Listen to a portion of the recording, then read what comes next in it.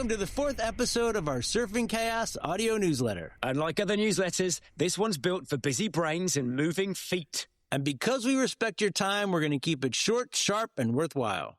And we're going to keep it very sharp because we're going to start with a little product commercial. And I'm going to be talking about a little tip. It's a sharp tip. It is Neuland pens. I was thinking this week, now what would be my product pitch? And I would say that the most important product that I use daily is my Neuland Big One. And not only do I, this is what it's called. It's actually called the Neuland Big One.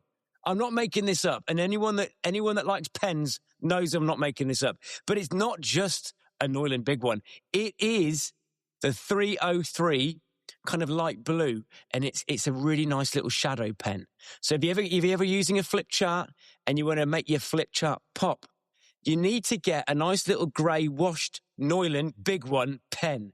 That is my product commercial. I would like to just give these folks a little context in case they don't know that you do a lot of drawings on the flip charts behind you, but as a graphic facilitator, you can call me a graphic recorder. You could call me a live illustrator. You could call me a visual storyteller. It really depends how much you want to pay me.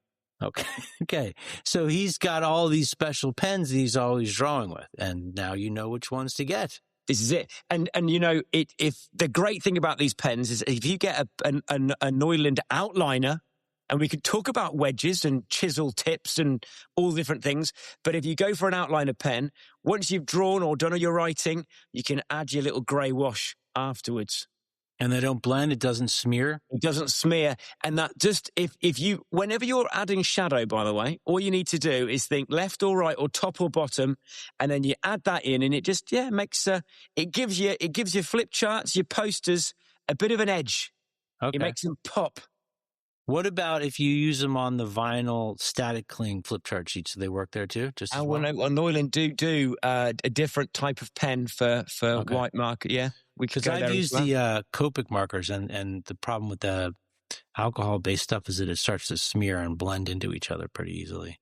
It can, and if you talk to lefties, anyone that's like a left-hander, you know, sometimes it can be quite tricky with white markers and things like that because you can end up rubbing the work out. I think that's why sometimes, using a flip chart and using permanent pens, the Neulands are quite useful. All right. So you've talked about using your big one and rubbing one out, and I think we're ready to move on to the next topic. We are ready. So I've got some classes coming up. I have an ACSM on March 26th. I have a CSM on April 13th, a CSPO on April 16th. I'm also going to be adding another advanced CSPO and probably pretty soon PMP and PMI ACP. I've got to get some of those back on the schedule. So if you just keep checking back, you'll be able to see those courses and come spend some time with me. Fantastic. So I suppose, Dave, now that you've done your shameless self-promotion, it's time to talk about what's on my mind. What am I looping about? And I would say that I want to revisit something that you were talking about in the first episode, and that was around the use of frameworks and methods and practices. And I've come to the conclusion that with a lot of the organizations that I'm working with, there seems to be a very hybrid approach, right? There seems to be a bit of agile, and a little bit of waterfall combined. And it's really more of a focus on tools in your toolbox rather than a checklist. What are your thoughts on this, Dave?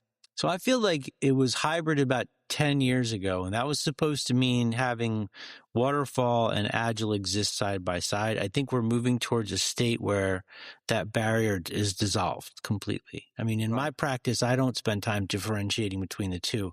I just reach into the box and grab whatever tool works. And yes. I mean, I've talked about this before too. My hope for the profession is that people who do what I do develop skill and expertise in both areas. So I think organizations have stopped thinking we should pick waterfall or we should pick agile.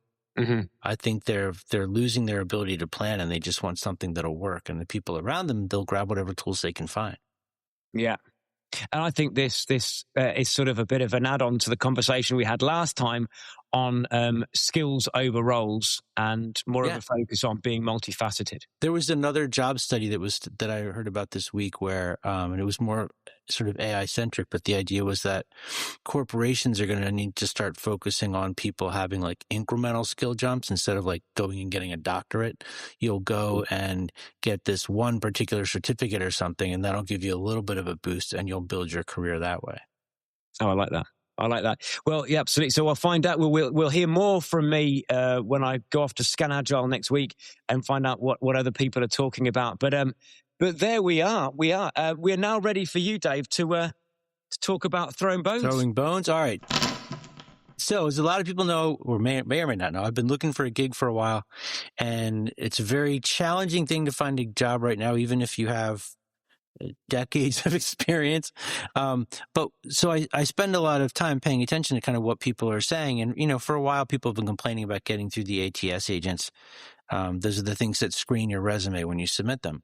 And what I heard recently was that people have now figured out how to manipulate their resume so that it prompts the ATS screener to promote their resume higher up in the ranking, so it gets looked at first. So that whole system is being corrupted. People are figuring out how to game it.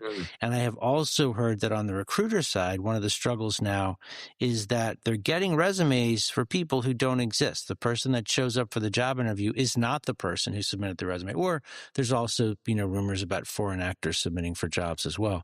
So that whole system, which has gone through a really short cycle of trying to optimize how we make sure we find valuable candidates, is starting to collapse around itself. And I don't know how soon that will change, but I have now encountered two different groups that are focused on trying to bring the human aspect back into recruiting, which I am looking forward to that very much. That's it. I mean, and that's a very interesting, relevant future trend, isn't it? And so, one more thing. I did have an interview where I got interviewed by an AI agent, and it was awesome. It was a great interview. So it's not all bad. There's some really all cool one-sided. No, I mean, it was responsive to the things I said. It picked up on specific like software packages that I talked about and asked deeper questions. And it had a friendly tone to it. It didn't feel like I was talking to a robot. It was great. We will maybe talk about this in the future, but my wife and myself, we were talking about how within ChatGPT now, it can support with learning. So it can prompt you to ask certain questions. So for children, that it won't give them the answer, but it will say what it will help them evolve their thinking. And I talk about, cognitive atrophy is on the increase because there's a lack of usage. So it'd be interesting to see how those two evolve over time. Well, I think it's that whole thing about, is it augmented intelligence or artificial intelligence? Your whole anti-robot stance is based on it being artificial.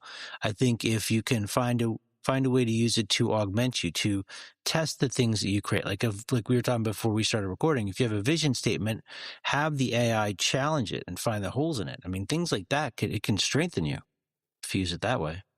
Yeah, absolutely. No, absolutely. Some really interesting things, and it's not new. Nothing that we're talking about is cutting edge. I was watching a panorama documentary a few weeks ago, and it was sort of talking about the fact that in the 1950s there was a census of around 270 jobs, and even then they were worried that robots would take our jobs. And what was interesting was there was only one job that disappeared, and that was the elevator operator.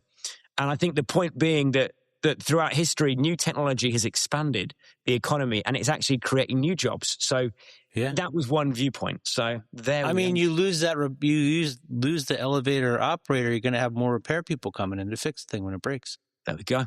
There we go. Right. All right, now it's your turn to promote your upcoming stuff. People should know that we're recording this the day before you go to Scan Agile. So yes, future Stu will be back from Scan Agile and tell us about that next time.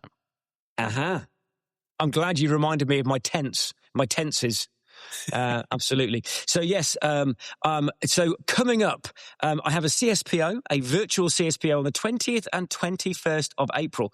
And I then have an ACSPO on the 22nd and 23rd. So you could get yourself a week's worth of product thinking and getting deep with that product ownership accountability. And then I'm also very excited to be running my first visual thinking for collaboration and micro-credential on the 28th of April. And as I was saying, I am going back to face-to-face, and I'm going to be running a face-to-face CSPO in Birmingham on the 11th and 12th of May. And I taught face-to-face last week, and it was freaking awesome. So cool to be in a room with people doing this stuff. It's such a better experience for everybody. All right, so we've got to do a little promotion of the book now, of our book. What's our book called? No One is Coming to Save You. The power-ups to help surf the chaos. So this is from the very back of the book, and this is one of our power-up hacks. So it says, everything is temporary, whether good or bad, it won't last forever, and there's always something you can learn from change and how you respond to it. Even when it sucks, find the thing that will make it valuable in the end. I think that's really important. No matter what you have going on, when something crappy happens, there's a lesson in there. And if you can find that lesson, find that thing to take away, then even though whatever happened wasn't exactly what you wanted, you got something from it that will make you richer in the future. So I think kind of reframing that stuff, always trying to look for not necessarily the silver lining, but the takeaway that you're going to get from that, I think is a really important part of staying positive in this dystopian work hellscape that we're all living through. It is a crazy world we're living in right now, my friend. And so I think that's a nice end to that. And what would make it even less dystopian and hellscapey is if you wouldn't mind going and giving us a thumbs up or a like in whatever podcast app you listen to. Let people know that this doesn't suck, and then we'll get more listeners. And then we'll make it suck less. Or more. Thank you. Thanks for listening.